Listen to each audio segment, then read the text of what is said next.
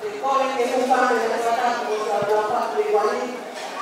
Acá, como la ropa de Cataluña, hoy. Ahí nace. Aunque le vayan a la ropa, tiene que ropa en un buen.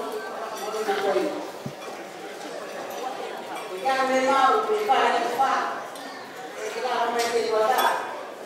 Como todo lo que es, no lo vamos a ver como un año. Como estaba en un día de todo.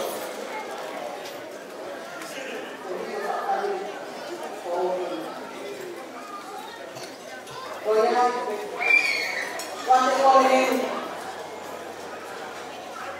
decidían? ¿Verdad?